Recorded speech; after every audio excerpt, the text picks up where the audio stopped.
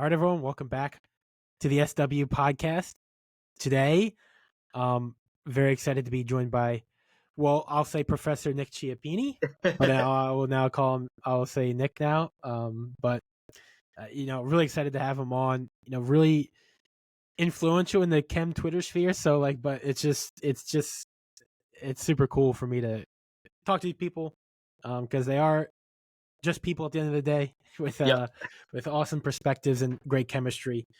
So never forget that if you're out there listening, we're just people. But with that, really excited to have him on today to discuss, quite your journey through, up until, from a young chemist up until now an assistant professor at UNCW, your experiences along the way. And we're going to talk some awesome chemistry too.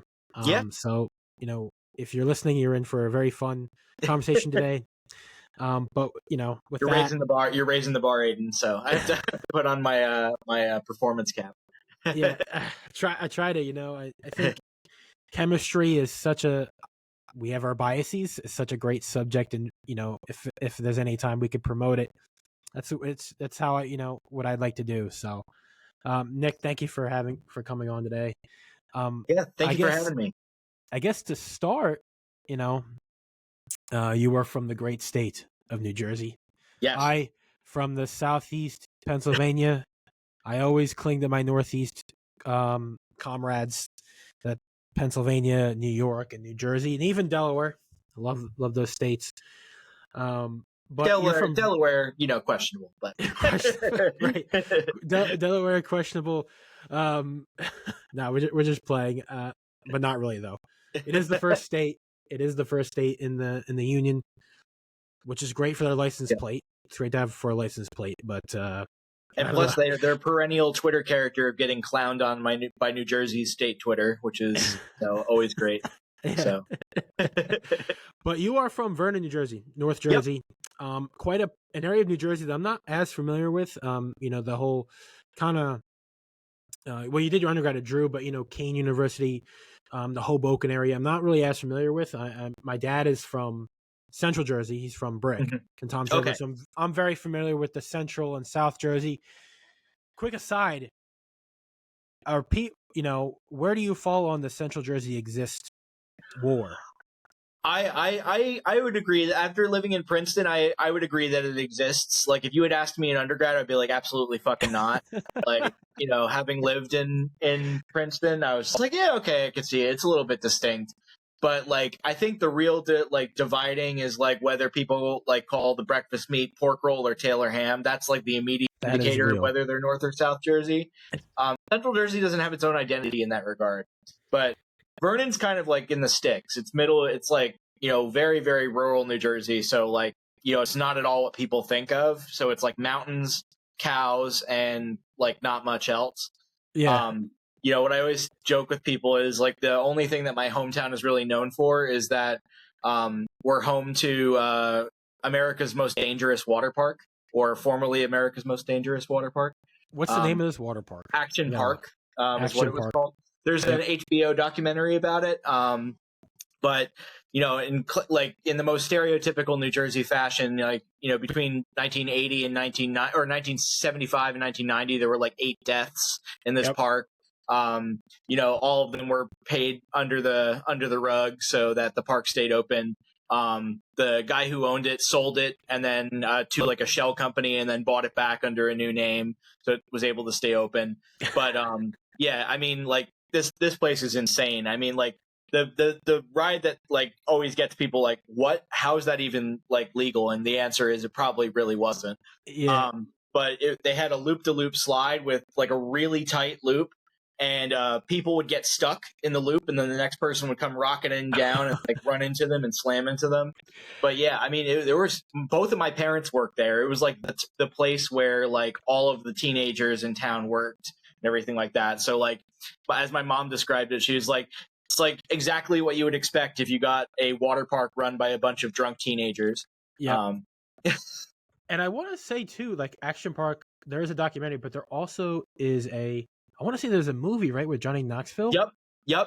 He, I remember Action Point, when they call it, he was going. Yeah, Yeah, so I remember when he was filming that, because they did a lot of like kind of discreet filming to try and like get on-site shots and everything, and like the owners were very much like, you know, skeptical, but I think they managed to like actually get permission at one point. But yeah, I've seen the Johnny Knoxville one, and it actually doesn't exaggerate that much.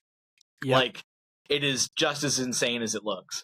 So it is. I think, you know, it's funny, like growing up as a kid, and you think about your dream playground, you'd think Action Park, but then when you actually like put it into practice, it's quite a shit show. Like, literally. Yeah. And, absolute disaster.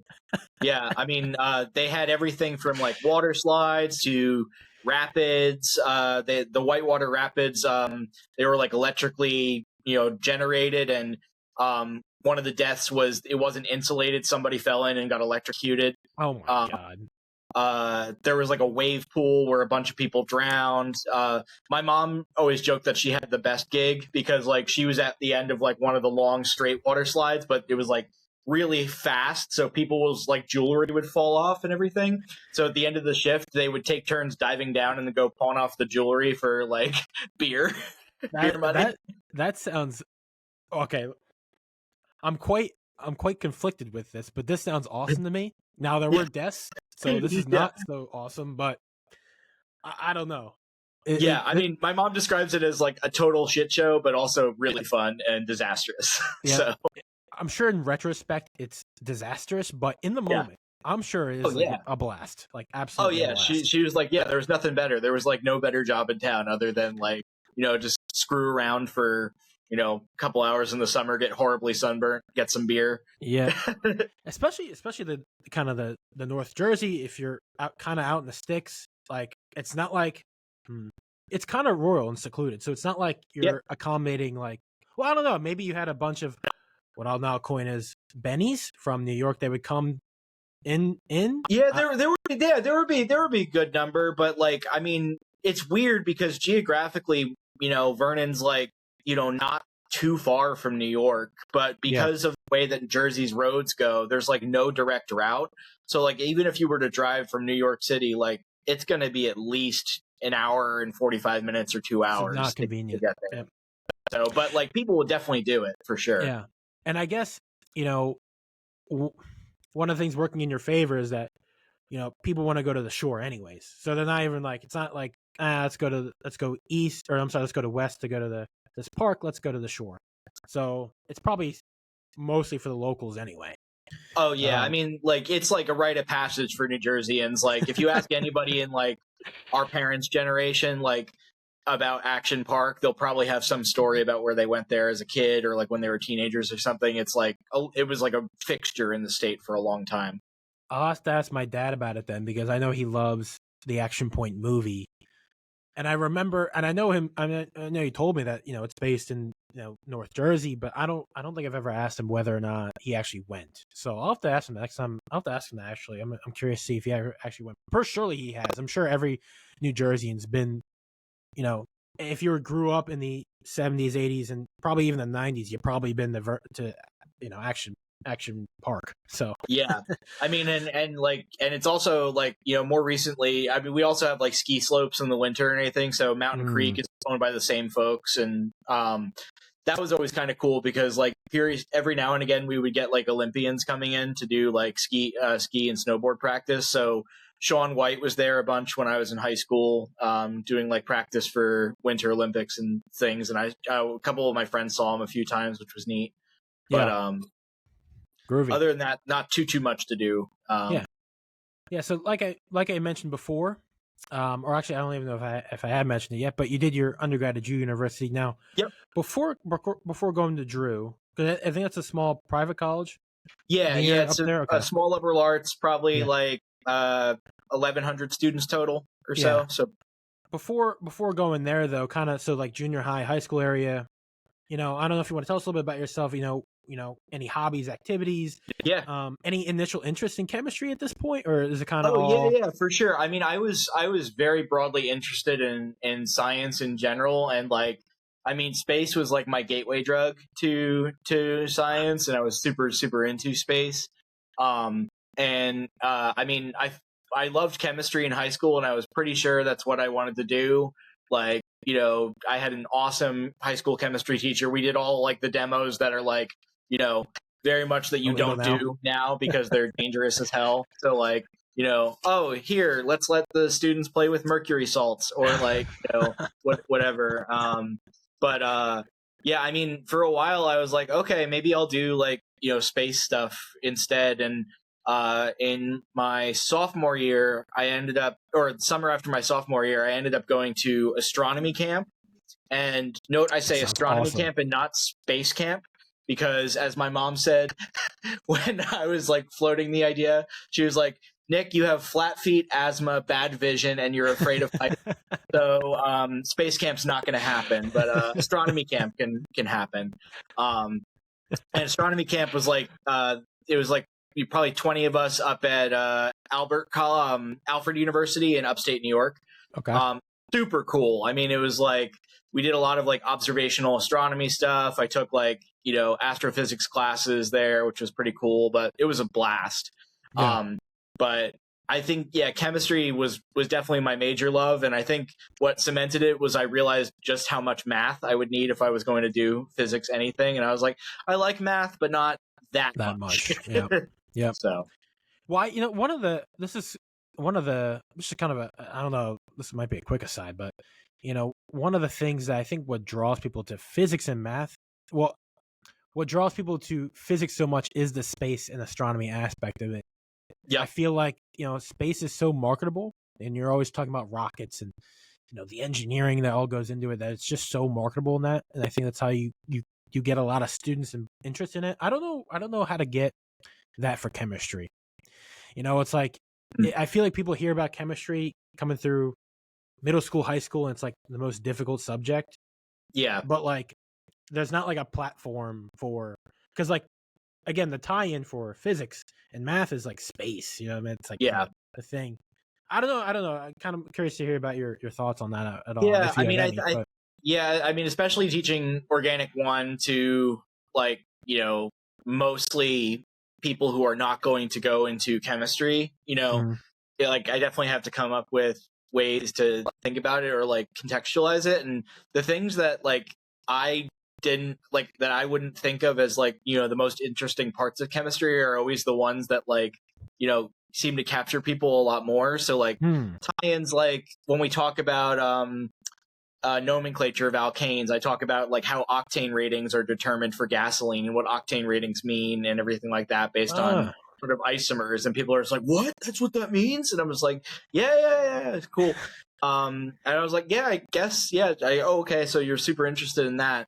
And like, you know, the common refrain is that you always tie it back to like medicine and everything. But I think the big thing is like emphasizing that there's chemistry in like so many different pieces of our life that like beyond the medical industry, because like people also have this kind of, you know, their inbuilt view of the pharmaceutical industry. Like, you know, okay, like, you know, it's good in some regards, but they don't like it in other regards. And like, I like to be able to tie in like, hey, like also crop science for like giving us food or plastics or, you know, all of your makeup and like the things that go into consumer goods or makeup's a big one, actually. Makeup is a materials huge one. that go into your car. So like, why does Rain-X work? Why does Rain-X work and prevent like water and gunk from sticking to your windshield? And it's things like that that seem to stick a lot more than like, you know, the tie-ins to medicine. I think the people who like want to go into medicine appreciate it, but I think the others who are just kind of there because they're checking off a box usually like some of the more broader, more esoteric examples. Right. I think that's a great point. Yeah. Yeah, and I think one of the other things that always that I learned a few years ago, and like it's like always a hit. For an example, is like when I'm teaching Markovnikov and anti-Markovnikov additions to alkenes. I'm just like, hey, yeah, so like Markovnikov actually wasn't like a chemist as his primary gig. That was not his main job. Yeah. He was an economist. So he was an economist who like was working on like early communist theory and like critiques of capitalism in like the 1890s with Marx and Engels, and like chemistry was his side gig. So like he would just do chemistry like as a hobby mostly, but like his main job, as far from what I remember, was like he was an economist by trade, and then like chemistry was his like passion project. And it's kind of neat that you could be like, oh yeah, here's this guy who like spent his entire career working on economics and everything, and then he contributed a fundamental piece to the Organic 1 curriculum. Right. Yeah, I'm looking at the. I just looked up Vladimir Makovnikov. It says like if you Google search Makovnikov chemist, but I'm gonna have to dig in a little bit here. Anyway, yeah, I think. It was something. It was something like. I know for sure he was like an economist, and then I think he did some work with Marx and Engel, but I don't know the full details of it. But yeah, things like that of trying to find examples that are kind of like weird or not the tired ones that you hear all the time, I think is one of the things that works for me. Or like even trying to describe what I do to like my parents and my family who are very much not scientists. I mean, my dad's a carpenter and my mom is a high school teacher. She teaches like business and marketing. And like figuring out ways to talk about what I do without using any jargon at all and trying to make it accessible. So that is always the crux of anything, trying to discuss your work to non-scientists. And that's the key too. Even scientists can kind of understand the verbiage, but explaining work to non-scientists is a true skill. But yeah, that's interesting to hear. I'm glad you said that though, because I feel like especially chemists like kind of don't appreciate the little things anymore, or at least they kind of grow old. Now, if you're a teacher, you might, you definitely will, you'll always appreciate that as a teacher because you love seeing, students light up. But yeah, I guess it's something to keep in mind. Like if you are a teacher, those little chemists, contextualizing those things goes a huge way. So thank you for sharing that. That's definitely of course. I mean, and a lot of things there are a lot of examples that are kind of in that regard, like tying it into maybe like elemental analysis was tied to a lot of arsenic poisoning identification. So like the Marsh test for arsenic determination was what allowed a lot of like the murders that used arsenic poisoning to be solved like obviously were untraceable and everything like that. That's really cool. And the more I definitely did not know these things. But so, coming up, you had initial interest in chemistry. Yep. Through high school, what kind of led you then to go to Drew and I don't know if you were a chemistry major. I was a chemistry major, and I mean, what led me to Drew actually was New Jersey has this program called the Governor's School in the Sciences, which is like each high school can nominate in the state can nominate a student or something, and then if you get accepted to it, it's like a summer college thing, and it was always hosted at Drew. And the deal was that and it was basically like you got to do some research, take some classes with 70 or 75 other students from across the state, and it was at Drew. And basically the thing was like, hey, if you come and complete the program, then you get basically a full tuition to Drew if you decide to come to Drew. Okay. And I had really I had originally planned about applying everywhere for undergraduate, but after I had learned that and seeing that my parents still had to put my sister through college too, and talking with people a little bit more, I was like, okay, if I'm going to be a practicing chemist or a practicing scientist, my undergraduate really does not matter that much, because I can learn a lot of these skills anywhere, and I can go to a graduate program or something beyond that, and build my skills, and I feel like I'm going to get a good education here. So I knew very little about Drew, but I really liked the chemistry department that I interacted with during Governor's School. So I ended up choosing to go there, and it was honestly the best decision. I mean, it was such a good environment. It was a really small, close-knit community. I mean, the chemistry department's about 11 or 12 people. And there are a lot of things that I took for granted there that I did not appreciate at the time were such big things. One of the things Drew has is they have a program called RISE. It's research, industrial scholar something. I can't remember what the E is, but it's basically a program for retired industrial scientists to come and run labs with undergraduates, so they can do research labs.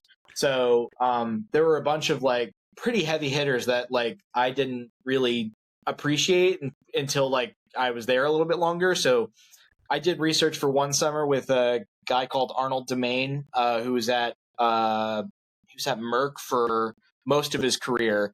But his big thing is he was actually one of the major drivers for developing the cure for African river blindness. What? Yeah. What the? And like I like just casually like doing research at this tiny liberal arts school with a bunch of undergraduates. What's this guy's name? Domain, Demain, Arnold Domain. But like there was a whole bunch of other ones that were there too. Like actually there was actually a future Nobel Prize winner for the guy who discovered ivermectin. Is a scholar at Drew. I want to get his name right. I think it's oh my gosh, I am blanking. But he was the professor for my my class that I took on William Campbell, that's what it is. But he taught my like scientific writing class while I was at Drew, which was crazy, and like he won the prize probably my second year of graduate school, and I was like, what? Dr. Campbell's the Nobel Prize winner? That is wild. Yeah. I was just following up. So Arnold Domain. So apparently he unfortunately died in 2020, April 2020. Yep. But he was an American microbiologist that was a professor at MIT, but also did work at Merck though. But he has a Wikipedia page, but if you go down to the bottom, it literally says, where is it? In 2001, he became small group research fellows, PW-CAT, the Charles Dana Research Institute for Scientists Emeriti, or RISE. Yes, that's what it is. At Drew University. So he literally trained undergrads. So that's what you're talking about. So this guy was a microbiologist for MIT, did a lot of stuff, with Merck and, what was it, the polygalacturonase and I don't know, whatever the enzyme is, whatever it is. But so this guy, anyway, the point is this guy's a stellar scientist, and he was just casually at Drew. Yeah, he's like this cool old dude, and he was like, Nicholas, how are you doing today? Like, just doing great. But yeah, his whole office was coated with like, honorary degrees from universities all over the world, and like it was pretty wild. And the other reason that people know Drew is that's actually where like the MedChem Institute is. So like a lot of pharmaceutical companies will send like new hires to this like MedChem workshop that Drew hosts every year, something like that. And like I like when I was there, I was like, oh yeah, it's like a little small program. It's probably for like local things, but apparently it's like the place to go for like new med chemists and everything like that. Like most will get it, which is wild. Yeah, but that's crazy. I mean, those experiences you had so early on. I mean, man, to reflect on that just a little bit here. I mean, like, what is there even really to say about it? It must have put you on this course now a little bit, right? I mean, yeah. I mean, with the funny thing is, like, I did one summer with Dr. Domain, and then like I was like, yeah, I don't like biology. I was like, I'm done. I was like, I don't want to grow bacteria anymore. Right. And then I took organic chemistry and fell in love with it. It was awesome. And then Drew had a couple organic chemists, but most of them were sort of on the older side and hadn't really done research in a while. Mm-hmm. So I ended up joining the research lab of a physical chemist in our department instead. So I did atmospheric physical chemistry in undergraduate, which was pretty wild. I was going to say here, Ryan Hinrichs, I believe, right? Yep. You worked with Professor Ryan Hinrichs, and you were doing, like I mentioned, doing kind of physical chemistry, so it was like photochemical oxidation of these aerosols. I don't know if you want to tell us a little bit about your experience and absolutely. what that was like. I mean, so basically the way that it worked was like, I had gotten to know him through, a few of my classes and everything like that. And he was like, look, I know you're really interested in organic chemistry. We're interested in like organic molecules in the atmosphere and how they behave on surfaces. Like, you want to join my lab and like do that? So I was like, yeah, cool. I mean, honestly, a lot of my day-to-day and lab works were like basically just taking, really, really high resolution IRs of the surfaces of these aerosol particles. Mm-hmm. So we used a specialized instrument called a DRIFS setup, or diffuse reflectance, infrared Fourier transform spectroscopy. Essentially, what it is it's like a little IR cell that you can irradiate with IR, and then it recollects all the scattered beams from the surface of the whatever you're trying to analyze and recoalesces it into like a coherent beam at the end. Mm-hmm. So it's like you're essentially getting a transmission spectrum of something that you can't pass light through. Right. So basically, I became so enamored with IR, and like it was like my tool of the trade for so long. So, imagine my surprise when I got to graduate school and everybody was like, "Oh, IR? Like, who even takes IR anymore?" And I was like, "Well, from I definitely appreciate that, because from an organic point of view, it's kind of funny to meme on like IRs.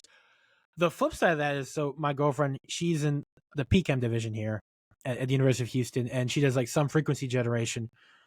So I guess my point is that like it's crazy how resolute you can get with these spectra. It's crazy. Mm-hmm. Like, I mean, she was telling me that like you can like basically see the you can basically see methylene stretching of thiols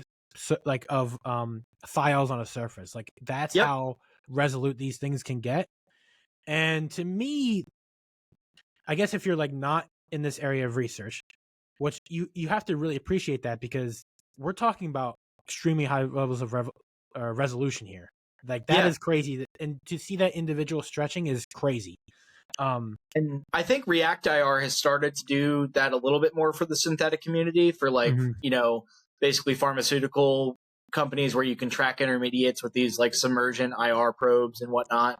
But what always like, gets me is like IR is so fundamentally tied to the history of our field, like synthesis, and, because NMR has not always been around. And like, there are a lot of like subtleties to IR that we just don't appreciate really much at all anymore, that like were so key to figuring out things like stereochemistry. So one of the ones that I always tell my students, because I think it's so freaking cool, is in like big alkaloids that have like cyclic amines, mm-hmm. you can essentially work out whether how pyramidal the nitrogen is, and whether there are like proximal hydrogens near that nitrogen on the alkaloid, because the lone pair on the nitrogen will donate into the sigma star of the adjacent hydrogens, mm-hmm. and redshift it. So you'll essentially see these CH signals get shifted way beyond where you normally see them in IR. So say if you have like 2900 for your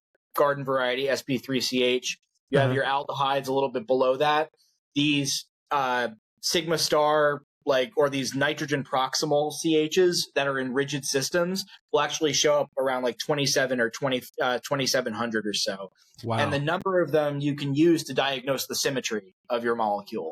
So like when Robinson and Woodward were doing a lot of the early work on things like strychnine and reserpine and a lot of these other like very big, alkaloid molecules, what they would do is degradation studies and then essentially check the symmetry of what they got out through IR.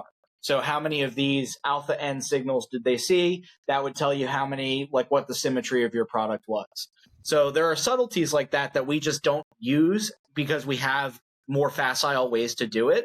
But it's kind of cool to think back and say, like, this is what people used IR for. And like, that's why I always get like, I understand the clowning on IR, but like it is so very much like integral to the history of the field, and that's why I love it. I did not know that. That is definitely from a teaching perspective, I could see that be extremely valuable and something to implement into, if you're teaching organic spectroscopy to graduate students, that would be extremely cool to kind of implement in your course.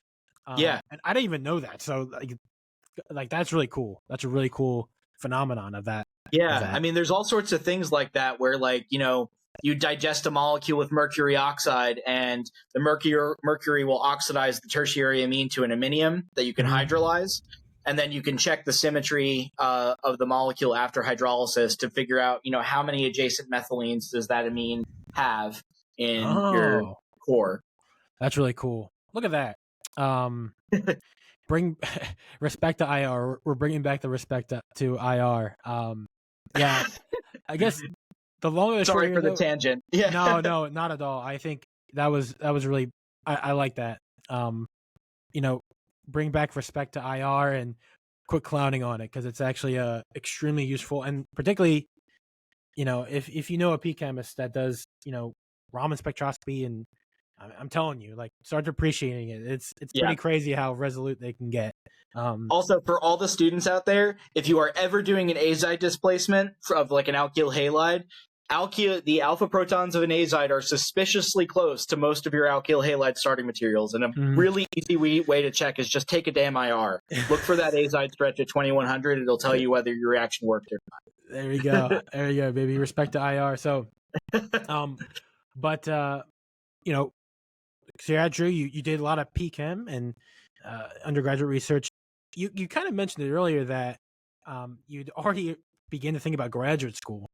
I mean, I vaguely. So, like, what I would say is, like, I didn't know the ins and outs of the process. I knew that, like, a PhD was something that I wanted to do, but I had no idea what that involved at the time. Okay. Mm-hmm. I think it was very much like a vague sense of it. And then, like, as I started progressing through my undergraduate career, and my undergrad advisor would start to, like, you'd be like, hey, this is kind of what this is like, a little bit more progress in that regard. But I had very little sense of the concrete aspects of it at the beginning. Mm-hmm. So I guess then, coming towards the end then of your, you know, senior at Drew, you know, looking at different graduate programs, how did that all transpire for you? Yeah. So I think what helped inform my, like, search a lot was I did an REU at Harvey Mudd College right before my senior year with David Vosberg, who's a synthetic organic chemist. He does, like, total synthesis.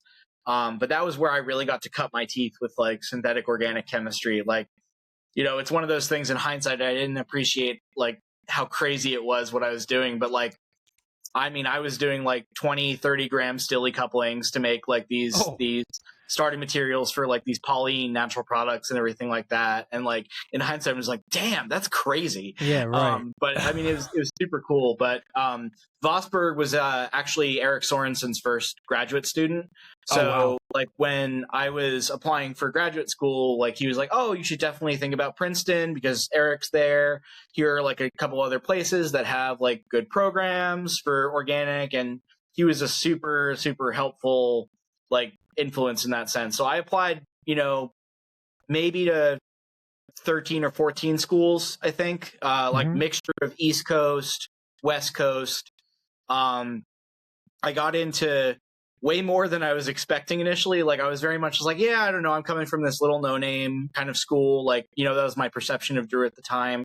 But, you know, I got into a bunch, and after visits, I think I had narrowed it down between Princeton and Stanford.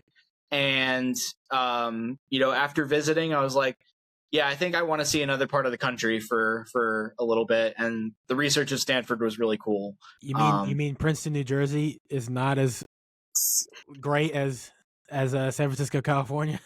Yeah. Is that what you're the weather's a little bit worse.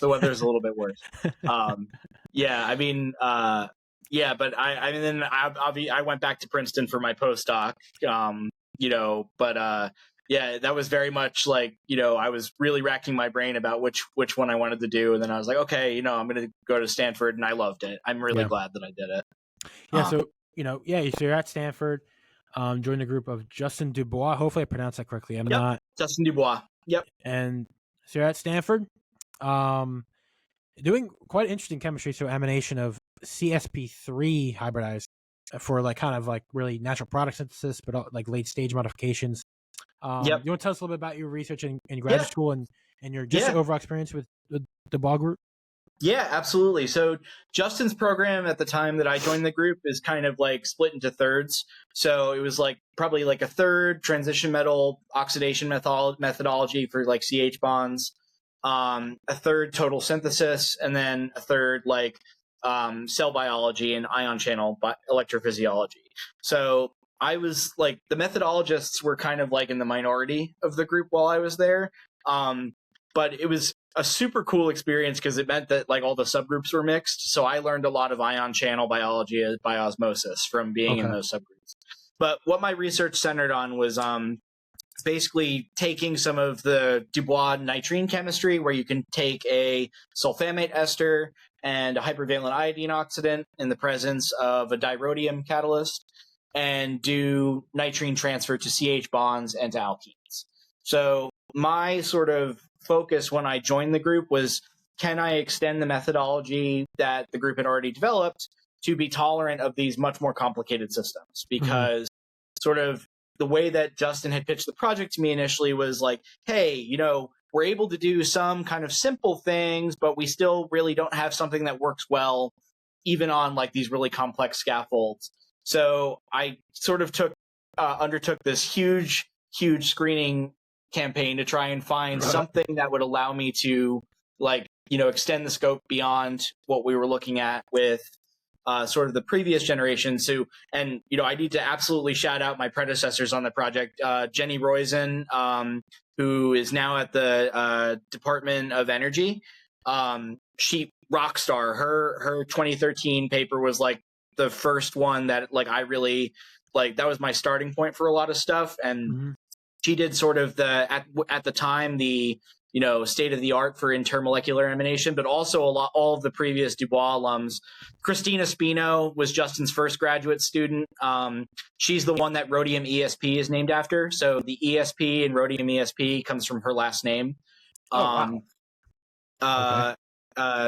Kristen Williams Fiore and a bunch of others as well.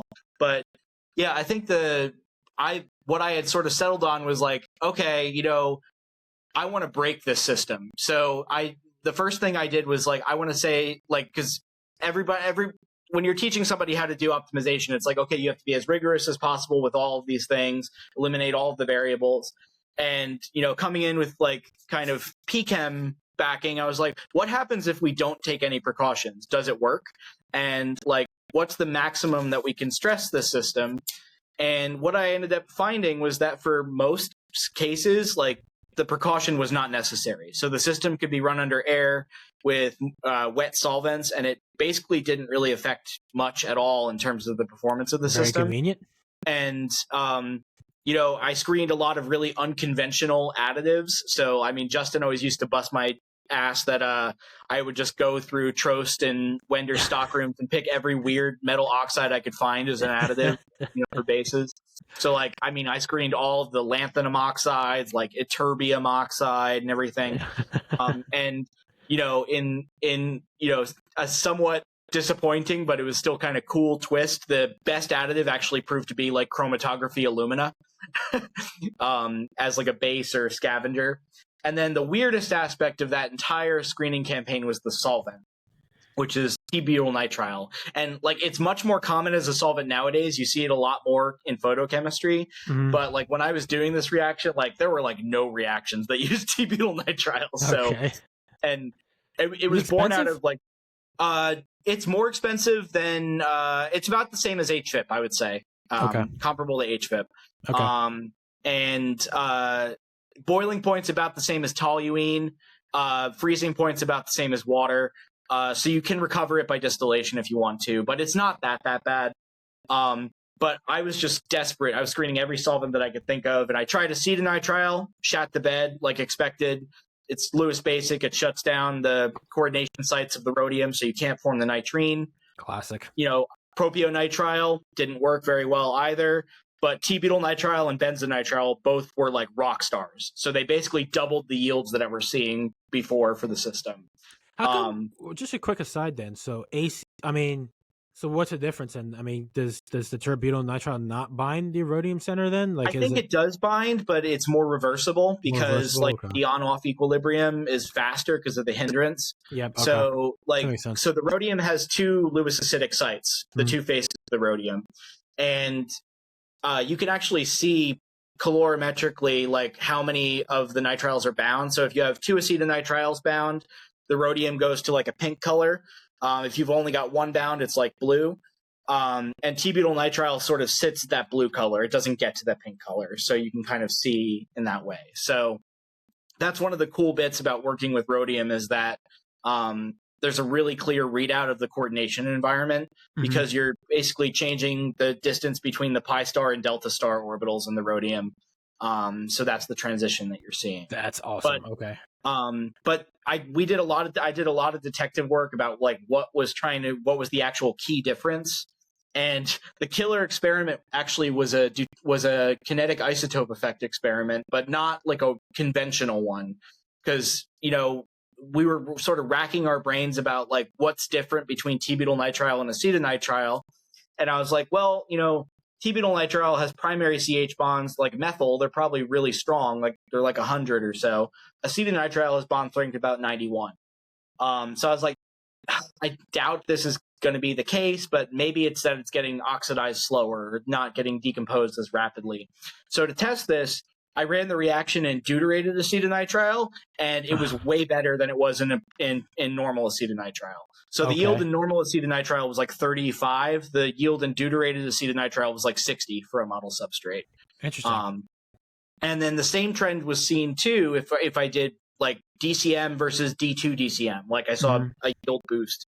So my hypothesis was that there was some amount of functionalization of the solvent that was deleterious to catalysis, and because T-butyl nitrile's bonds were so much stronger, it was a lot less prone to that. So you weren't getting as much of this off-cycle decomposition. Look at that little tidbit. That's interesting. Okay.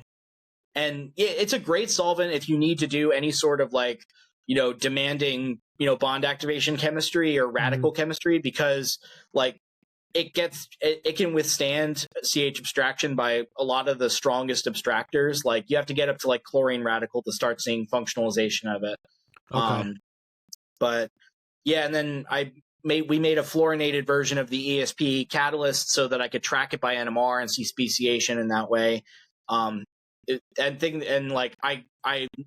That is the defining moment that made me love fluorine NMR, and I still use it like religiously for screening because it's like the best thing in the world for identifying every last little thing that you can see in the system.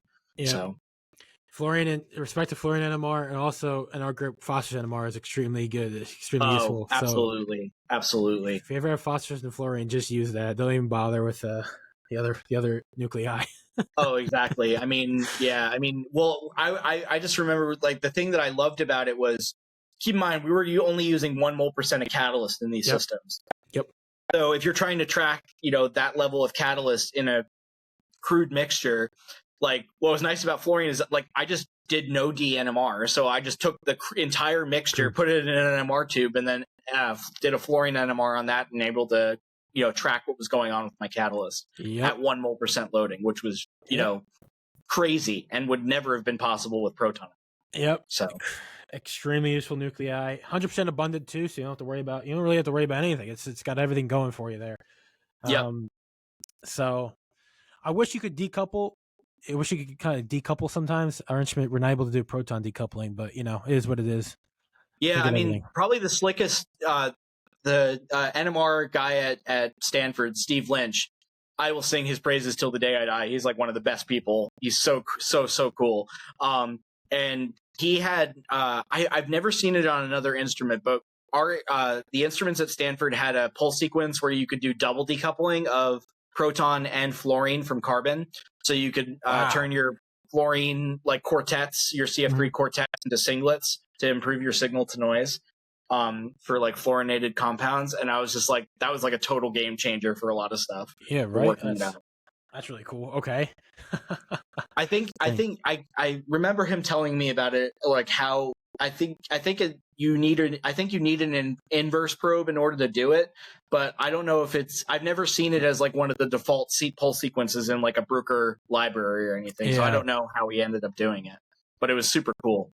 Some of those NMR lab managers, man, like they know some stuff. And they all know each other. Like every single NMR lab manager in the country knows every other one. Like you say anything about like, oh yeah, that guy, I know him. He's at this university.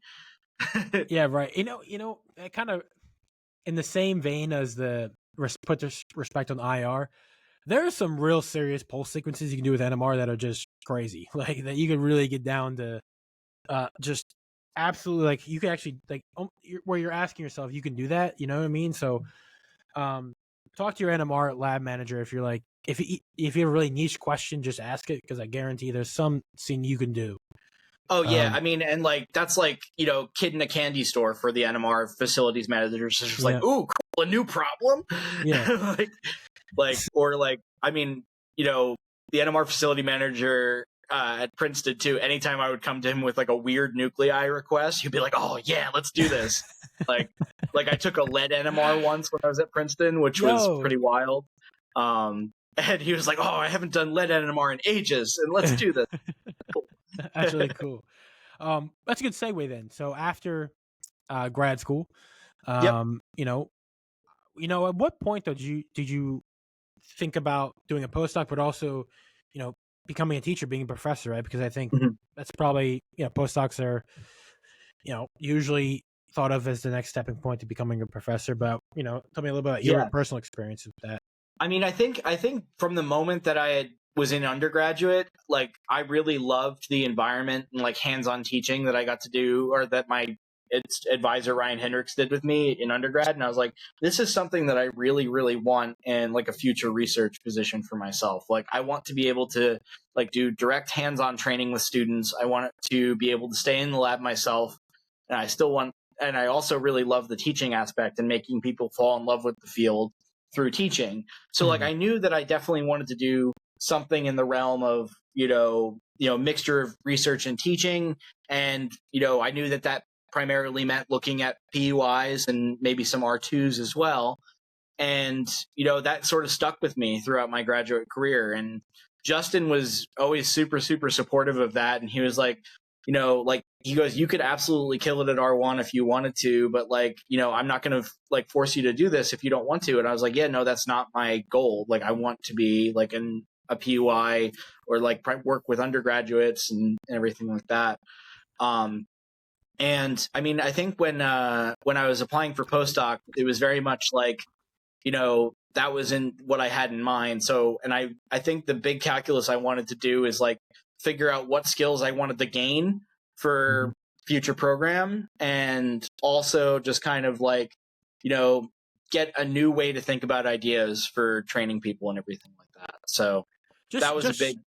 Just on that real quick then, because you want to, I don't know, you want to maybe talk about the job market for PUI at an R2, because even myself personally, like I think that'd be extremely, like I don't think I have the personality to be an R1 kind of professor. I already know that about myself. Like I don't really necessarily see myself running a research lab to that level, but I personally would love to.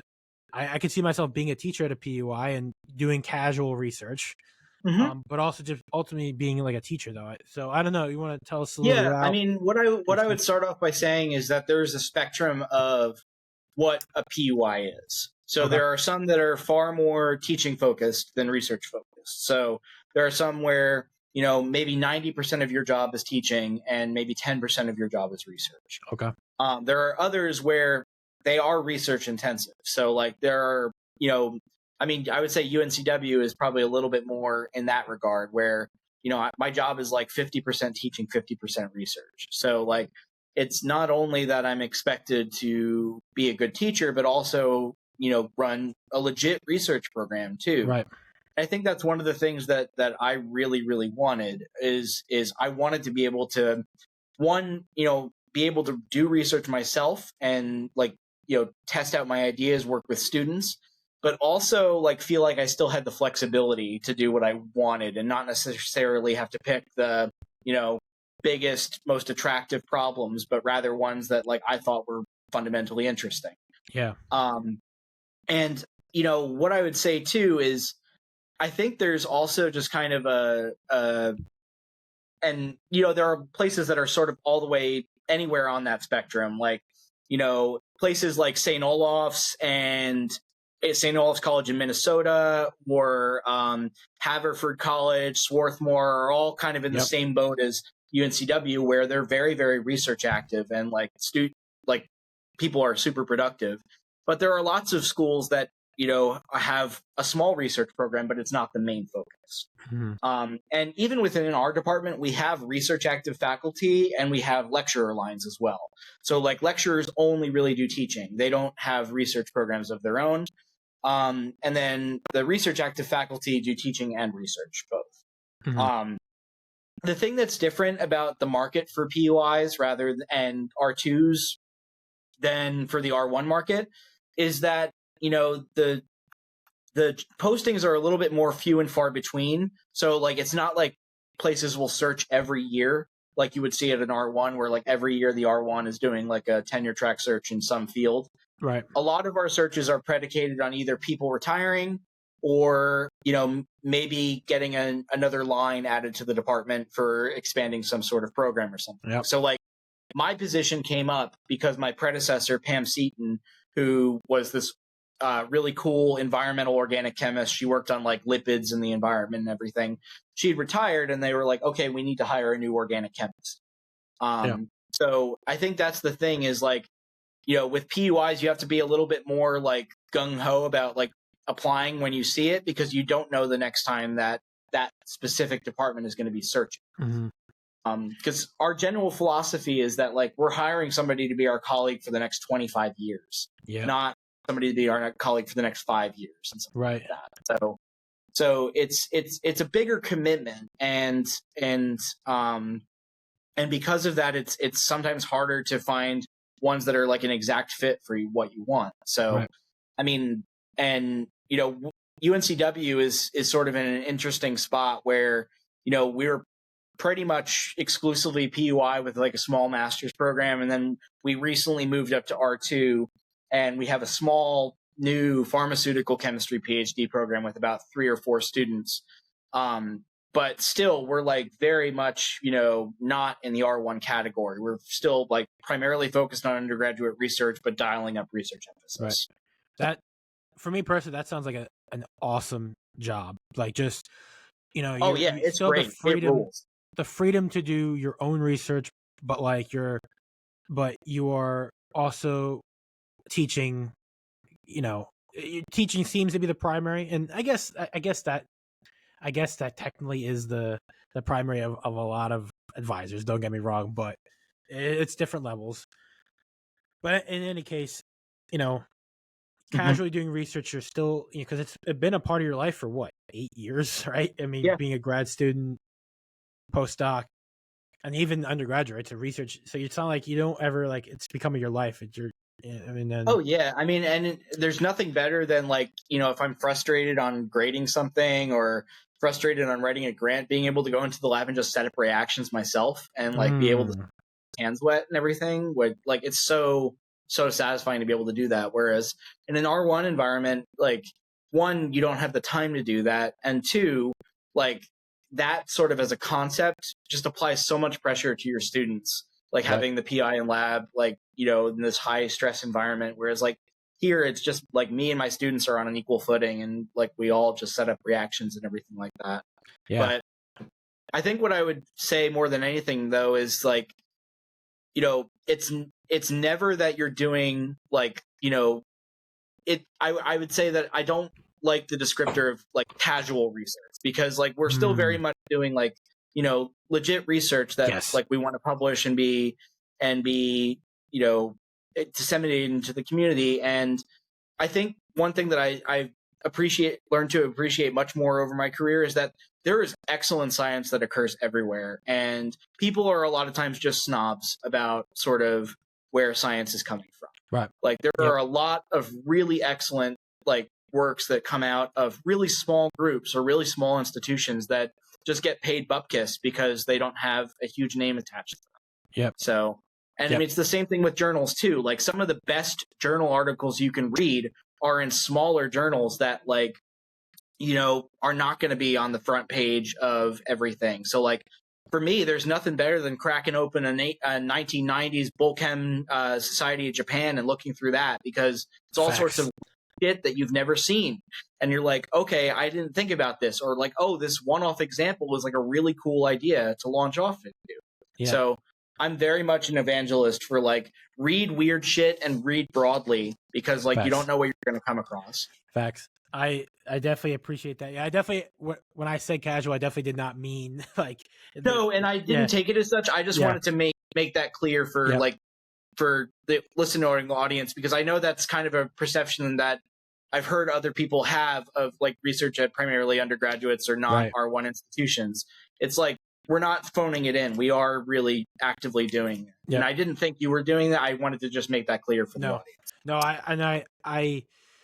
No, and it's definitely, it's a incorrect, perception from a lot of people who, they just have this thought that if you're not an R1, then, or if you're not in JAX, or if you're not in science, then it's like, whatever. And so it's just, we definitely are trying to remove that stigma, and, I don't know, it's just a shame that people think like that. Anyway. Yeah. And I mean, the only way it changes is if like, people are making active efforts to say like, in journal club, maybe don't pick a JAX paper, pick something from like a smaller journal, and make clear to your colleagues that, hey, there is really cool science going on outside of sort of what you consider the upper echelon of journals. And everything like that. So. Yeah. And, this is an interesting thought exercise, but yeah, for journal club, that'd be a cool idea. Like, it's almost like revisiting this reaction that was published in the 70s, 80s, 90s from this obscure journal. Just because, and another side note too, I love how, older journals, smaller journals used to write them too. It was like, here's literally the reaction that we did. Here's what happened. And that's pretty much it. There's no like, there's no like overarching large introduction. There's no like big conclusions. It's just like, here's what we tried. Here's the result. That's it. And I love that. So, yeah, I mean, and so many of them are just really data rich too. Like they might not have like, immediate conclusions or everything, but God knows you'll have a table of like boiling points and like properties for these things that you would like never have seen elsewhere. Or like, answer questions like, oh yeah, can I make a silicon arsenic bond? You're damn right I can. Here's like 16 examples of it. It's so cool. Yeah. So, if you're listening out there, just, take some time and go through some of those smaller journals, and just, if you think a reaction's stupid, if you think it's stupid, just go look at it. I'm sure someone has actually tried it, like, and you'll be amazed at what is probably the transformation you're looking at. So, and that's the beauty of, I think, of chemistry. That's the root of it. Yeah, Justin always used to joke. He was just like, if you think you have a new idea in chemistry, you clearly haven't read enough of the Soviet literature. Yeah. Olaf Douglas loves making that joke too. It's like the German chemists and the Russian chemists have literally done everything. Yeah. So yeah, go read those journals you'll find some good, some really cool chemistry. And if you want some recommendations, I'm happy to provide some that you can put in the thread if you want. Oh yeah, so we'll definitely put some links in the description too of some of Nick's favorite reactions. Yeah, right. But so coming towards the end of grad school, so you knew you wanted to do PUI type of work. So you want to tell us a little about then your looking for postdoc positions, right? I mean, absolutely. I mean, so like I knew going into my postdoc that I wanted to learn some sort of different skill beyond sort of transition metal, oxidative chemistry. And like, towards the end of my PhD, I had read a lot of early photochemistry stuff, and I was really, really intrigued by a lot of, the ways that you could kind of short circuit either reactions or break them in new, interesting ways using photochemistry. So rather than going through like discrete sort of concerted 2-electron processes, can you decouple the hard steps so that you can do a different hard step on the back end? And that idea of like being able to decouple parts of a reaction in like a Lego fashion almost is kind of the thing that drew me to photochemistry. And when I was thinking about postdocs, like photochem was not really the only thing that I was looking at. I also was thinking more hardcore inorganic too, to get like different, aspects of problems. So, I strongly considered for a while, working with like Ted Bentley was somebody that I had really, really thought a lot about. Like, hey, maybe this is someone who I could see myself doing a postdoc for, because I loved his like really hardcore mechanistic work on some of like the inorganic species. But in the photochem field, I think, Rob's, like, in terms of like thinking of people, Rob's at kind of like a really, really nice nexus in the photochem community, where Rob at his heart is very much a physical organic chemist. Like, he is driven and loves physical chemistry problems, and like the ideas of like, what is a bond strength? What is the stability of this species? How can you drive a reaction out of equilibrium using some sort of external stimulus? And his interest in the photochemistry is always tied to that idea of like, how can you use light as an external stimulus to go outside of what is the canonical equilibrium system? And that idea, like as a research program, was what really, really drew me to him.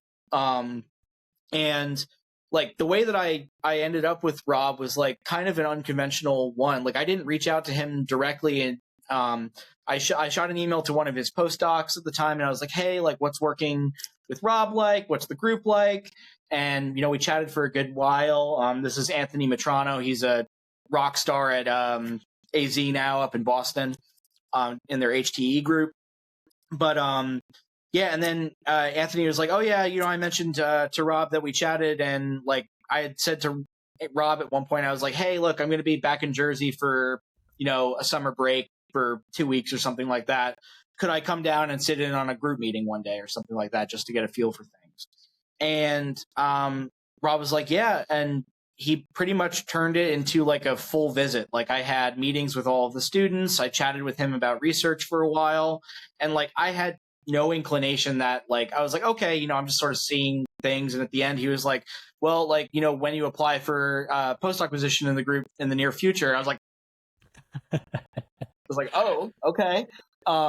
But I mean, that's what sort of, I was just like, whoa, this dude is like just fundamentally excited about science, and like, just had some random guy like reach out to him and like organized a visit, and it was super, super cool.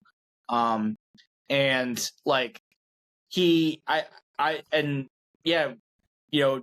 month after that, I put together a package and I sent it to him, and then, we locked it in, and it was pretty awesome. I mean, that was like towards the end of my fourth year of graduate school is when I was doing that.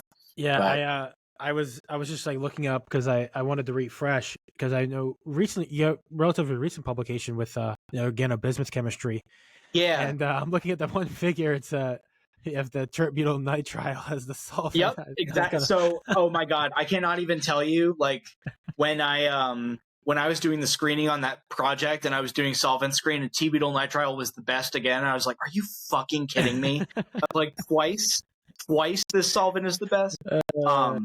But that was not the first project I worked on in Rob by any means. And it came out so much later because that project was very much over the course of COVID. And then when I started my faculty position, we didn't work on it for a few months, and then I started to dial up again and push it out. But I initially started, like a lot of people in Rob's group did, working on PCET chemistry. So like proton coupled electron transfer for generating radicals. And the systems that I was looking at, like, pretty much shat the bed immediately. Like, they just didn't work at all. And a lot of them just had side reactions that were not favorable. So I bounced around between a couple different projects and ideas. Like, I played with some dithiane photochemistry for a little bit, trying to make some weird radical intermediates from them. And then, like, that wasn't really going anywhere. So I had I had loved bismuth chemistry for a long time before my postdoc. Like I sort of fell in love with it during my PhD when I started reading some of the old Derek Barton papers on bismuth aerolation and like it's just Hitomi Suzuki stuff. And I was like, I think there's something like really cool that I could do with this. So I had been like stewing ideas about like, hey, is there something I can do with bismuth chemistry, for a while. And the thing that like made me pull the trigger and say like, I'm going to try this was, in the tradition of reading weird journals, I was reading Journal of Electroanalytical Chemistry. Why? Don't ask. I don't know. And there was this paper from Kenichiro Fujigami, who's at, I think he's at Hokkaido University, where he was looking at electrolysis of the group 15 elements. So triphenylamine, triphenylphosphine, triphenylarsine, triphenyl stibine, triphenyl bismuth. Yep. And all of those, except for the amine, have stable element 5 oxidation states. So triphenylphosphine oxide, arsine oxide, etc. Yep. So he was like, okay, can we generate these electrochemically? And phosphorus, arsenic, and antimony behave exactly like you'd expect. If you use chloride as your electrolyte, you get the triphenylphosphine dichloride out. Bismuth does not behave that way, which is weird because if you treat triphenyl bismuth with chlorine, you get triphenyl bismuth dichloride out. Perfectly stable, really nice, solid. But what he observed instead was basically products that looked like they were coming from phenyl radical. And he invoked this kind of really odd bismuth 4 oxidation state, which is like totally strange, and said that this was undergoing some sort of mesolytic cleavage to make an aeroradical and a bismuth cation. And then that's sort of what was actually doing the chemistry. There wasn't much evidence for this. It was a mechanistic hypothesis. And, in reading about bismuth 4 is like kind of like the white whale of bismuth chemistry. It's really strange. So bismuth is so low on the periodic table that you start to see interplay of what's called the inert pair effect. So this essentially means that the 6s electrons of the bismuth are so stabilized relativistically that it's very unfavorable to rip an electron out of it. So if you rip both of them out, now the 6s goes closer to the 6p and like it's a little bit more stable. So the 5 oxidation state is okay, but that initial electron ripping out is very, very unfavorable. Okay. So bismuth 4 really does not want to exist. And if you generate bismuth 4 like electrochemically, it will very rapidly undergo like bimolecular disproportionation to 3 and 5. So basically the only examples in the literature that I could find other than this electrochemistry study was from Soviet journals of people irradiating solutions of bismuth 3 with gamma rays. And you could generate bismuth 4 in that way. So I was like, this is crazy. There's no, so with the tie into photochemistry though, and one of the things that I love about photochemistry is the idea of being able to generate very, very minute quantities of whatever your reactive intermediate is. So the whole problem with bismuth 4 is that it will undergo bimolecular decomposition. But with photochemistry, if you're generating that through photooxidation with the catalyst, you're only ever generating 1 mole% of that bismuth 4 at any given time. So I was like, I bet that there's probably something we can do with this. And, with, idiot confidence, I went and grabbed triphenyl bismuth from the stock room, a photocatalyst that could do the oxidation, threw it in with a Michael acceptor and hit it with blue light and got 30% yield of the aryl Giza adduct on my first try with it. Wow. And I was just like, holy fucking shit. Like, there's no way this worked. So I repeated it like 6 times before I convinced myself that it was real. And then the next day we closed for COVID. So, yeah. So I sat on that result for 3.5 months, not able to do any lab work on it. And just knowing that, like, did you do any computational chemistry on it? I don't know. It probably was. It was probably a shit show. I did later on. So, like, I did later on after we got back into the lab a little bit. But you probably didn't know. There's probably a lot of. There's not enough known yet about to do a computational study on it. Yeah. There wasn't enough known about it, at least at that time. But what I did do was try to sketch out sort of what would I want to do with the system if I could do this, and I basically sketched out, what became my NIH F32 proposal in the 3 months that I was home for COVID. And then I got back in the lab, started running experiments that I had been planning for months, and then like banged out a lot of the preliminary data for that in like July. on shift work, and then applied in August for the NIH and got it. But yeah, it was a weird time because like I was just like, I have this super exciting result that like, I really want to test out and I just can't do anything on it. But it was definitely an oddball project in the group. Like Rob's never done bismuth chemistry, like photochemistry, anything. And like the group has not really done much main group stuff. Yeah. And to Rob's credit, he was like, I know very, very little about bismuth at all, and certainly nothing about organobismuth, but like this is super cool and I want to help you however I can. Let's do this. Yep. And that's really cool. I'm literally looking at a perspective from Pat Cornella, who literally wrote a perspective on bismuth chemistry. And it's really cool. I mean, is this the one with Mauro Mato as the co-author, or who won Moon? Oh, okay. Yep. He won Moon 2022. Yeah. Yep. Really cool perspective. If you want to know more about bismuth chemistry, I think this is a really convenient starting point. Oh, absolutely. But, yeah, that's a great one. I think Yuan is starting her own research group at somewhere, or she just got a position. She just announced her position somewhere, so she's going to probably be doing some cool stuff in that regard too. So I even remember my second year presentation. Part of it was I'm blanking on the exact transformation, but it was essentially using bismuth as an aerolation reagent. So you can basically make chelating aero bismuth platforms, and then on the open coordinating site you can basically have a bismuth aero bond, and you can start aerolating different electrophiles. So it's quite a seems like it's a very promising, it's super cool. And like metal. If you've never worked with organobismuth compounds before, they are like absolute cupcakes when it comes to organometallics. Like aero bismuths are totally air stable and moisture stable. You can column them. Like I recrystallized all of my bismuth compounds from ethanol, like wet ethanol, and it worked beautifully. The alkyl ones are spicy. They decompose in air and they smell absolutely horrendous. But the aero ones are like a dream. They're so easy to work with. And what's kind of neat is, you can actually use them in place of boronic acids for cross coupling. And they'll transfer all three of the groups on the bismuth. So you can do multiple cross coupling with them.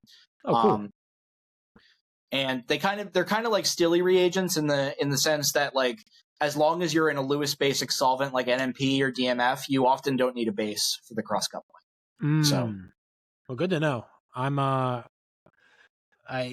getting sold on this organobismuth chemistry, and I wish I knew a little bit more about it. Like, but it definitely seems like real quick though, I'm seeing a lot of how is it really earth abundant, and like it's relatively non-toxic too. I don't really. Bismuth is weird. So like people always pitch it as this earth abundant element, but in actual crustal abundance amounts, like bismuth is only about as abundant as gold in the crust.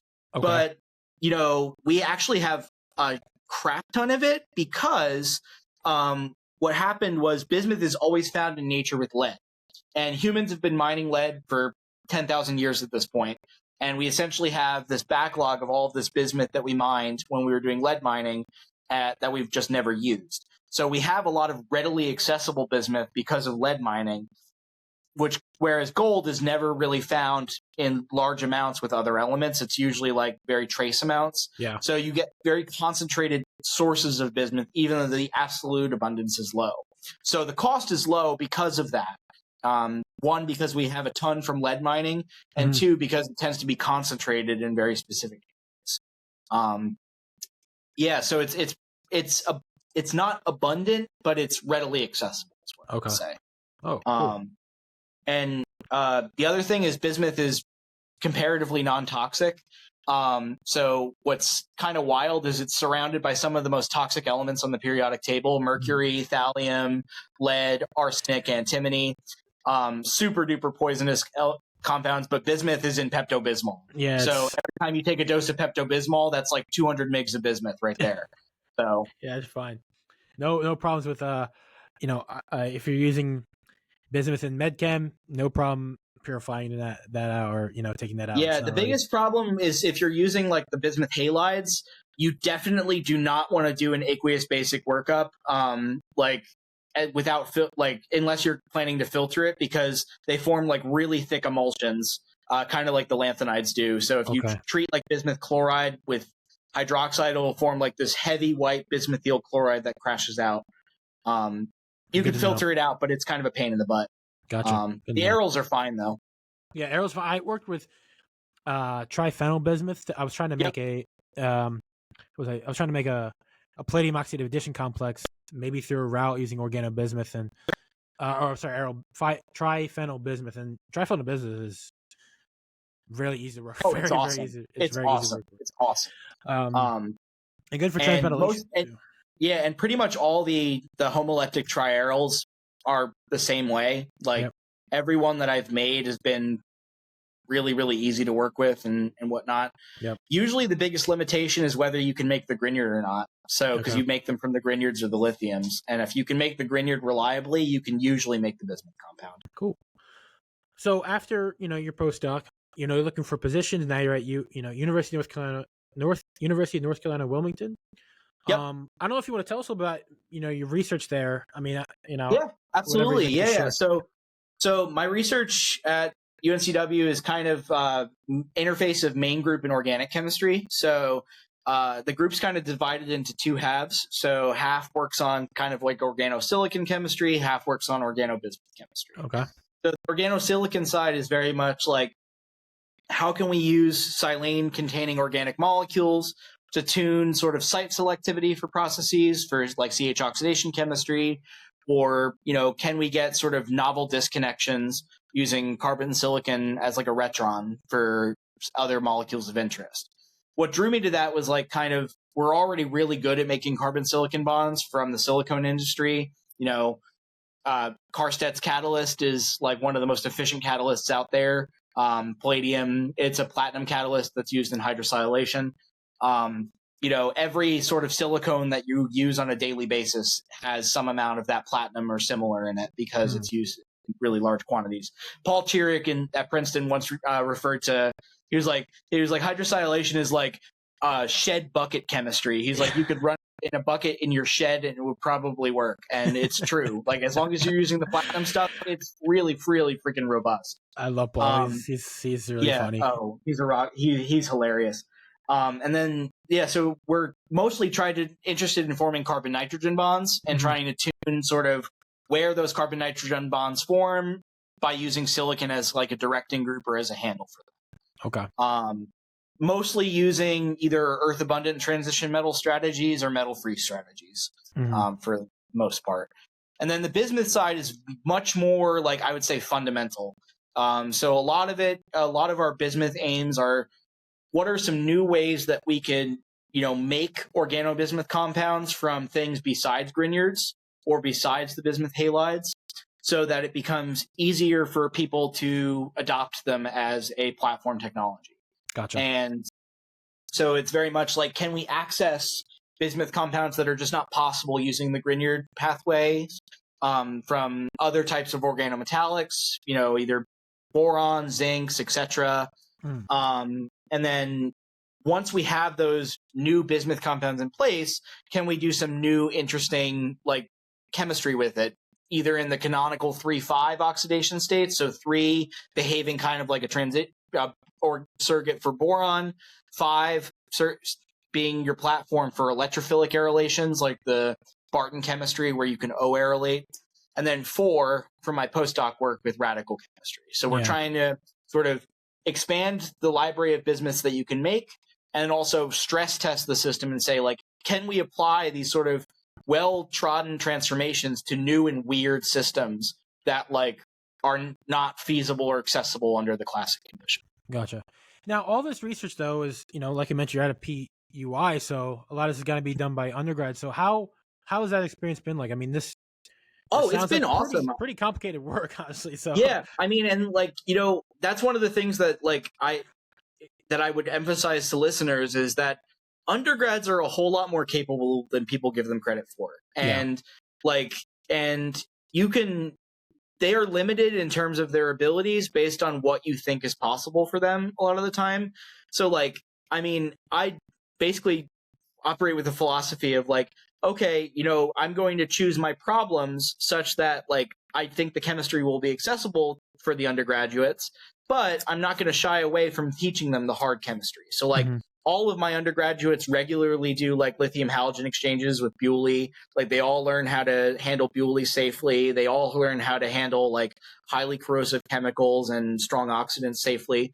But sort of the gateway for it is, using chemistry that is very easy to use. So for one of the main classes of chemicals we're interested in on the bismuth side are these bismuth thiolates. So they're bismuth sulfur complexes. And because bismuth and sulfur are so soft, are both soft, they form really, really strong interactions with them. So what you can literally do is take, things like a bismuth salt, dump it in with a thiol, and you'll get some sort of bismuth thiolate out without having to think much about it. And they're air and moisture stable solids. So that's usually a first reaction that'll have somebody on the bismuth project run. But, the people that are on the silicon project, their first reaction is a platinum catalyzed hydrosilylation. Because I want them from the get-go to say like, hey, no, I can do complicated things. And like, I can do this kind of advanced system. Like, I'm not going to limit myself based on that. Yeah. So, and, the biggest difference with working with undergraduates is that like you need to do a lot more upfront training and basically encourage them to ask questions like all the time. And the more that they ask questions, the more that they are comfortable asking that, the faster their growth is going to be in terms of their ability to adopt the system. Right. So, I mean, like I got my first master's student last fall, but up to that point, it was like exclusively undergraduates in my group.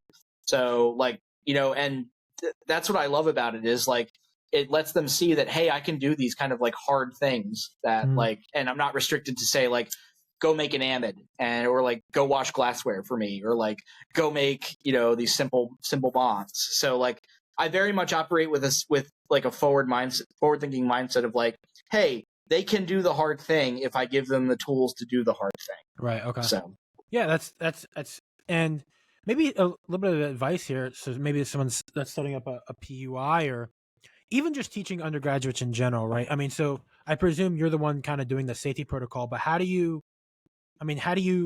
go about teaching them in the lab then? Like what's kind of like your maybe your day-to-day or like what do you do? The first time that they do any reaction or like any sort of thing that has like specific dangers, I work side by side with them. Where like I will demonstrate it first and do like a run myself while they're watching me, and then I'll be with them the first time they do it. And then, my office is directly attached to the lab, so they can call out to me anytime that they need me, and I'm always here.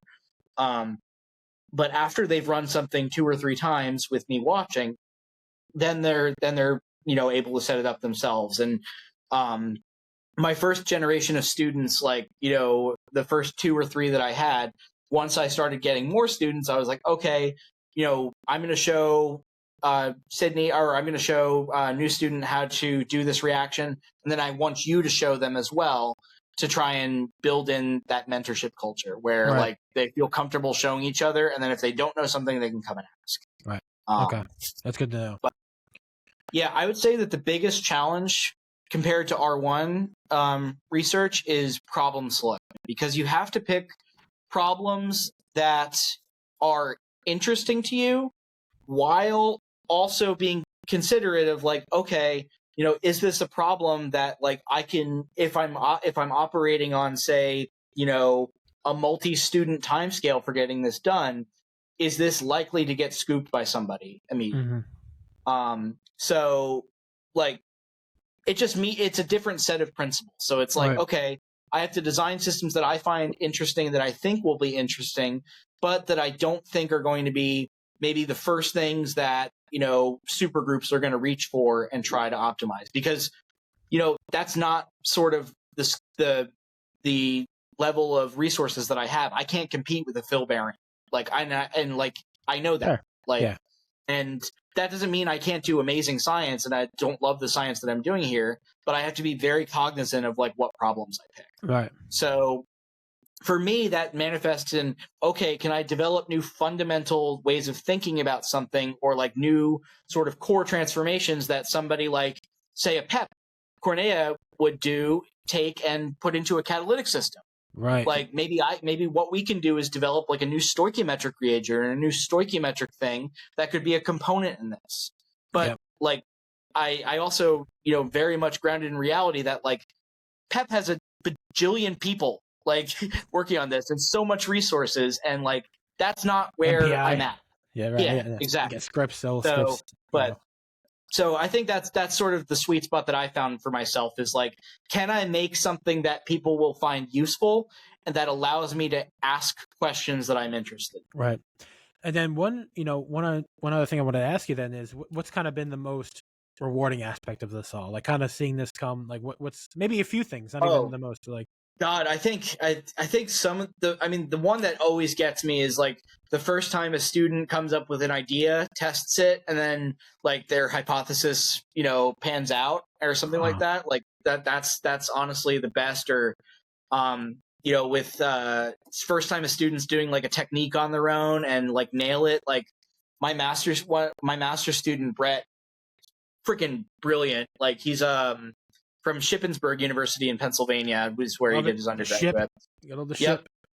But like he ran a column for the first time. Like my students make fun of me that I'm like a recrystallization witch, because I live and die by crystallizations, and like I avoid columns whenever I can if they're reasonable.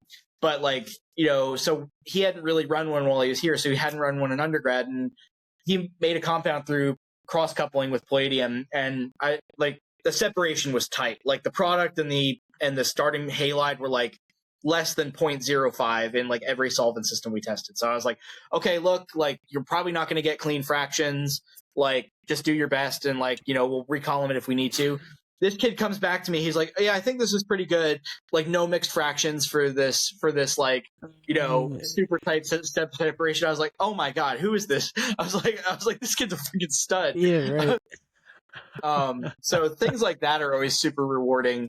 That, and also just feeling like, the students are excited to talk about what they're working on is also cool. And like in the research aspect, but also on the teaching aspect, I think the thing that I love seeing is like, I get students who are just like, yeah, I was really terrified of organic chemistry, but class was actually really fun. It was hard, but it was really fun. And I like learned things that I didn't think I was going to learn. And that's always cool to me, because I love taking the idea of like, people think organic is going to be the worst experience in their undergraduate career, and like trying to buck that at every instance is kind of my goal.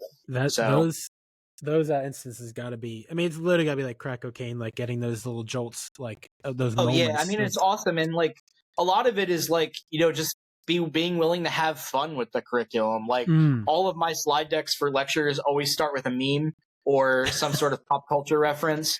Like every single lecture, like the first slide is like some sort of meme that's relevant to what's going on or whatever TV show we watched.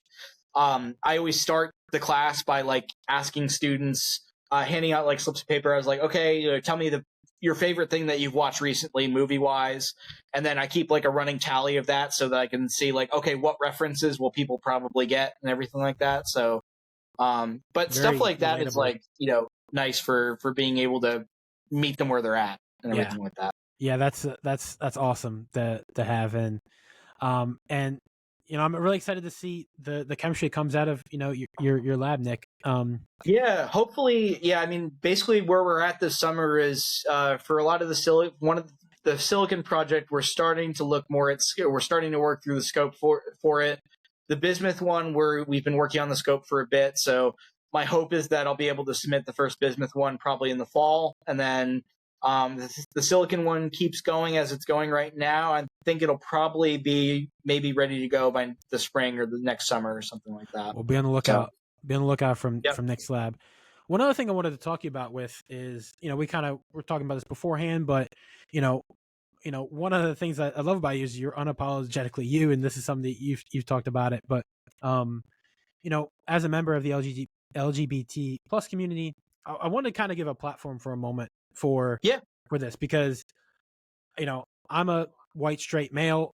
Some of the challenges that I face are not the same as other chemists, and that's just the reality that I live in. But I really wanted to kind of give a platform for a moment for perhaps people within this community, and maybe you can tell us a little bit about your experiences with that a little bit, good or bad, because I find it insightful for maybe other students in your position. Absolutely. So like as a sort of first matter of backing, I came out like my first year of undergraduate, so I was not out in high school at all, and then I came out in undergraduate, and I sort of was out 100% from that sort of beginning point. But Drew's a relatively small community, so there wasn't really much in the way of like LGBT representation, either in the department or even broadly in the community. But for a good moment in undergrad, I was like, oh, there are even really that many LGBT chemists? I don't really know any of them at all. Like, I'm not really plugged in. Keep in mind, Twitter was in its infancy at the time. There wasn't really much in terms of the chemistry Twitter community, and I wasn't plugged into it at the time. But my undergraduate advisor, Ryan Hinrichs, was actually sort of the big gateway for me. So like, he very much like was understanding. He was like, okay, like because I had said, I was like, I don't even know if there are any other like LGBT chemists, nearby. And, we went to an ACS conference my junior year of undergrad. And like, to his credit, he was just like, here, I looked at the program. There's like an LGBT chemist reception. You should go meet people. There's like all these people that are going to be there, pointed it out to me, pointed in that direction. And that's like where I met, like so many people that like, I've come to know even better, like ages ago. Like I met Tesha Yun there. Like, I heard people talking about Carolyn Bertozzi. I met a lot of cool people, and I was like, okay, so there's actually like, a decent like footprint of LGBT chemists. But, again, it was kind of like, small community until I went to graduate school, still within the confines of Drew. And then in graduate school is when I started to lean a lot more into like LGBT chemistry community building and everything like that. So there were a lot of us at Stanford's department and also at Princeton's department.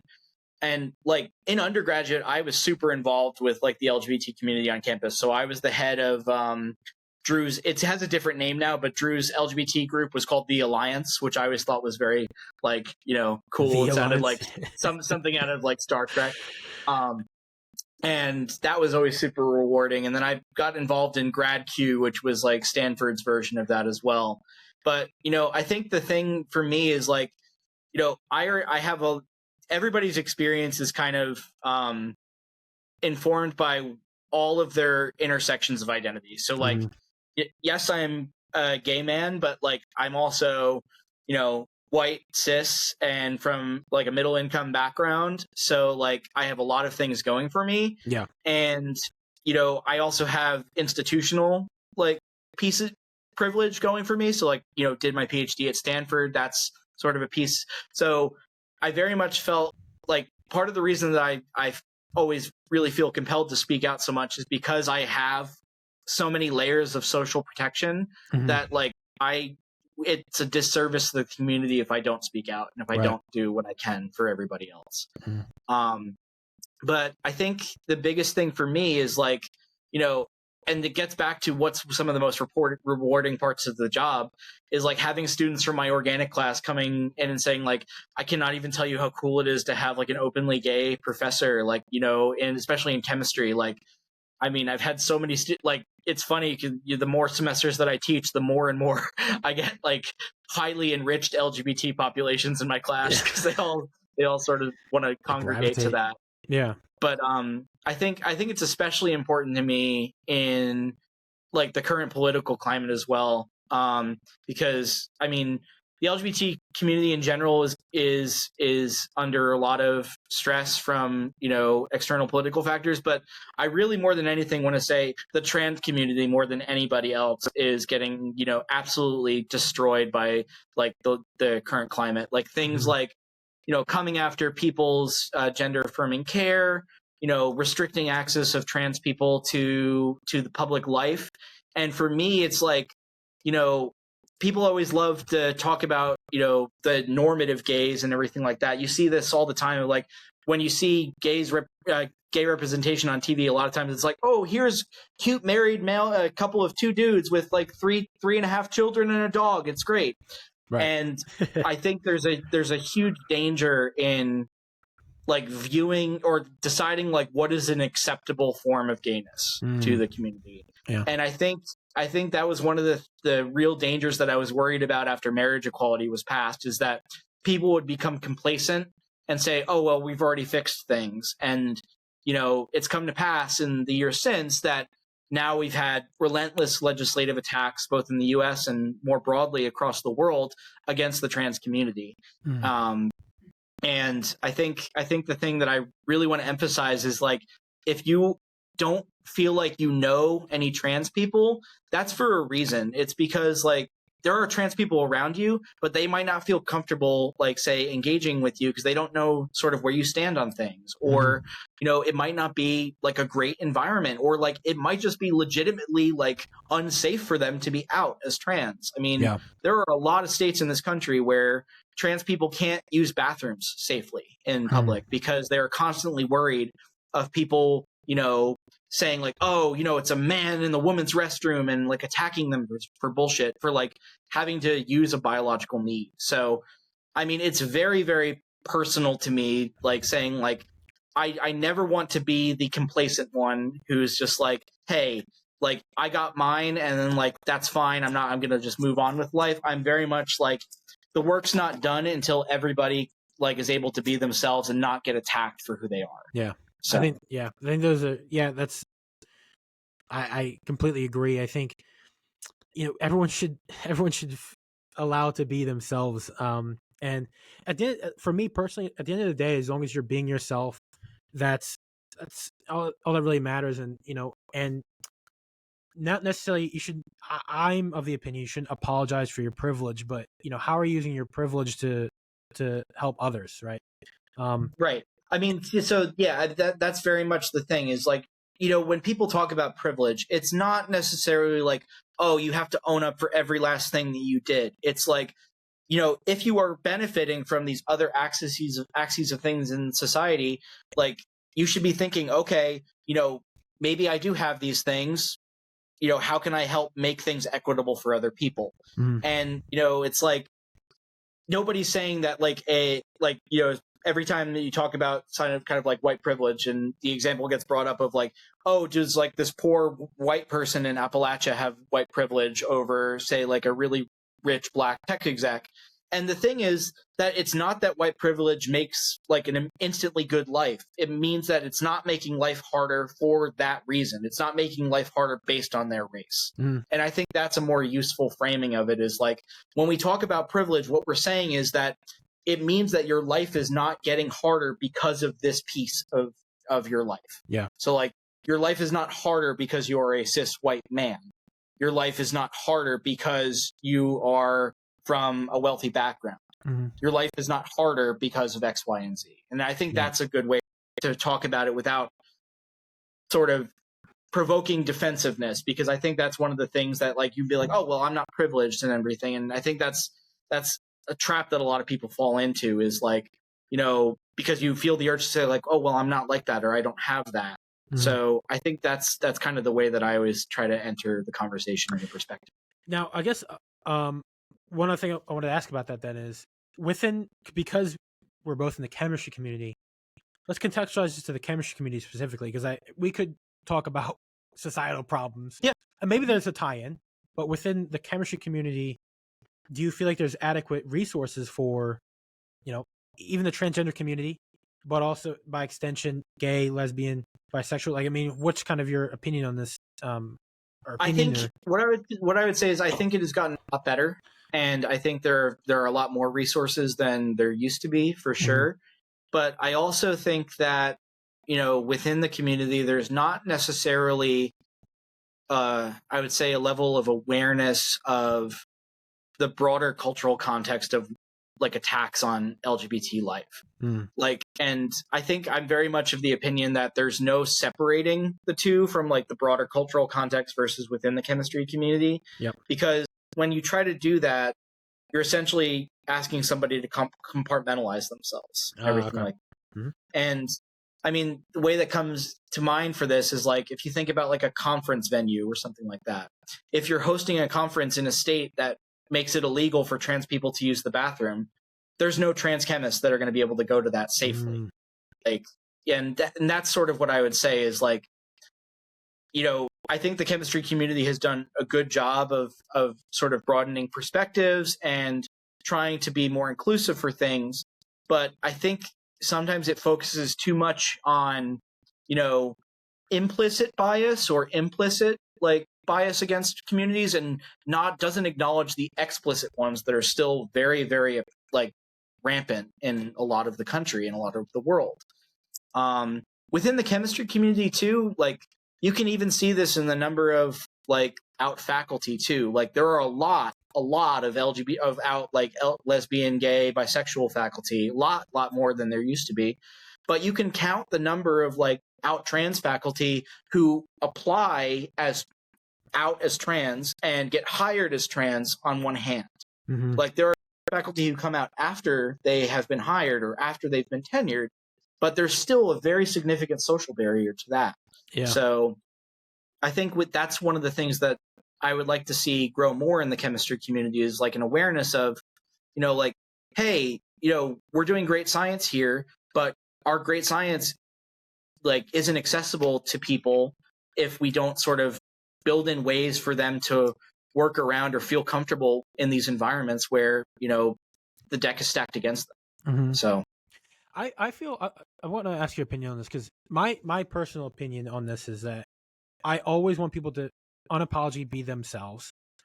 On the one hand, I want a platform in a society that encourages that, but on the other hand, I also don't want there to be inclusion for the sake of inclusion.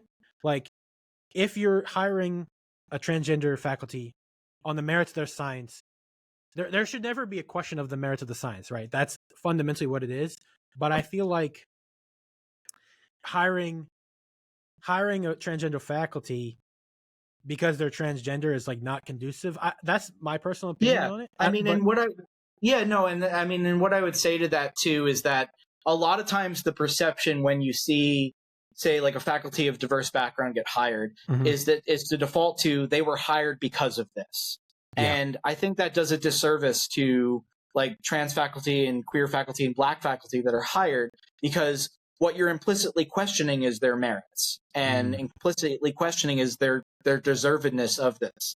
Like, you know, and I think you see that attack levied against a lot of queer faculty and faculty from minoritized backgrounds a lot, is that, oh, they were only hired for this reason. You don't know that. You don't know that the entire backstory. You are seeing the surface level result of they got a position and somebody else did. But what you don't see in things like that is, you know, say if Harvard is searching for a position and they happen to hire a black woman for the position, there were probably 1,000 applicants for that position. Right. And there were probably, you know, 30 or 40 like really qualified black women who applied for that position too. And, you know, if there were a lot of qualified people from all these different backgrounds, like, I don't think it's fair to like say that, oh, you're only hiring for diversity's sake. So I think that's the danger in that is, you know, it's an easy attack to levy when someone feels injustice for not getting a position that they felt that they were earned, that they were owed, but you also don't know the whole story. And I think that's the big thing is like, if somebody doesn't get hired for a position, like the chances, like I was on 2 hiring committees this cycle. Like, that is not a discussion that we have. We always talk on like the merits of what the person is doing and everything like that. And anybody who's on these committees is like going primarily about what do you want in a colleague?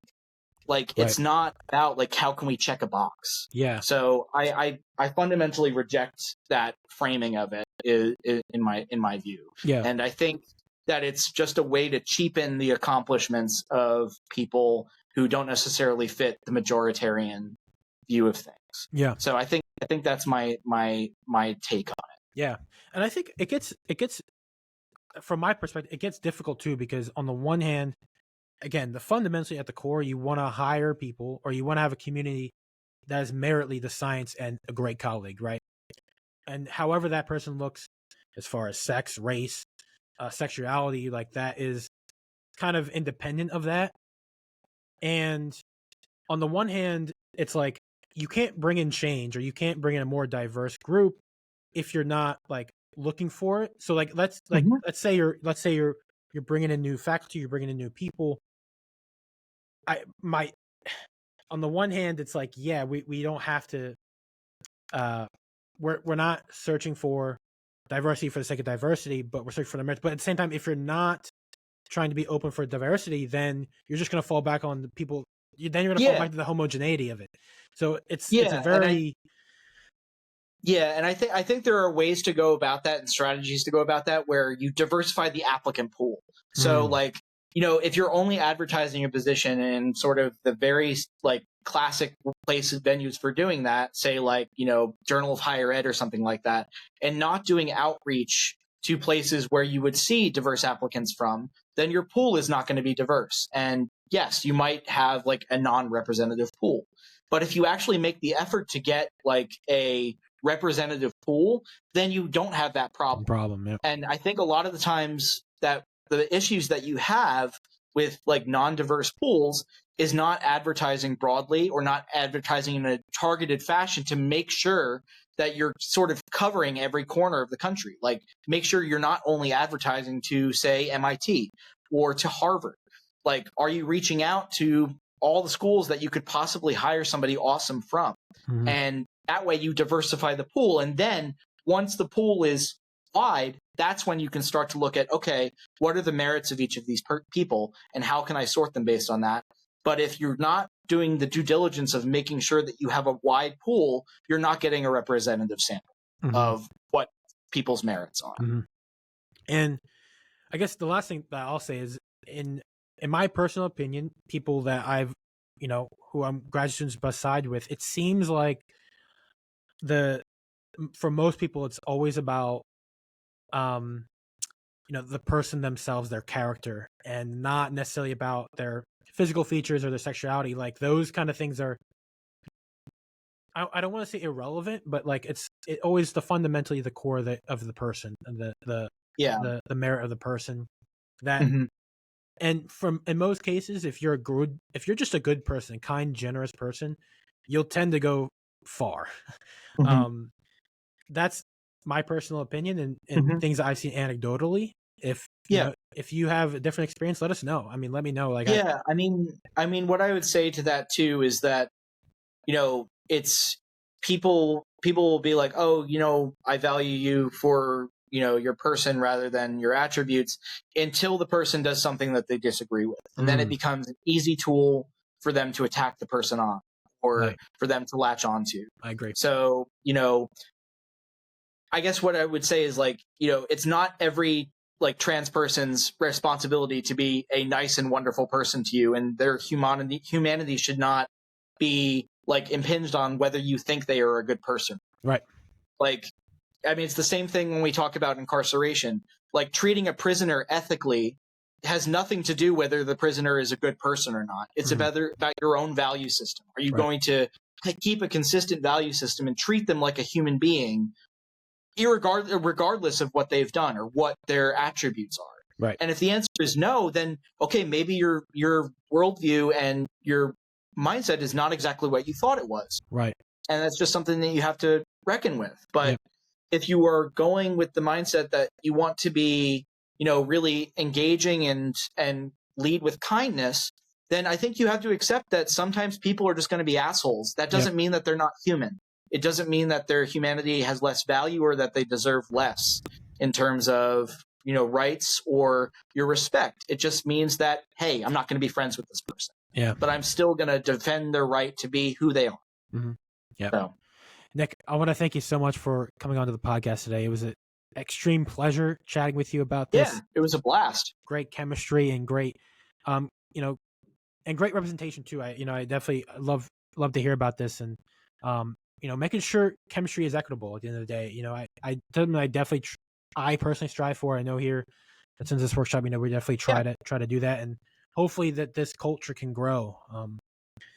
Yeah, so and what I would say too is that every time that I push back on something, it's more to give kind of like, hey, this is another way to think about it, or like, hey, that's why this framing might not work or be doing what you think it's doing. Yeah. So like, I think one thing that I would say to like the non-queer chemistry community is like, don't view every criticism as an attack. View it as an opportunity to grow. Right. And, say like, hey, if somebody's saying something you're doing is not great, view that as an opportunity to improve yourself.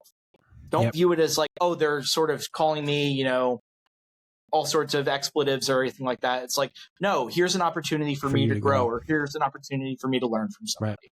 So. There's always opportunity for self-improvement. And if you personally are always trying to self-improve, I mean, that what else could you ask for in life in general, right?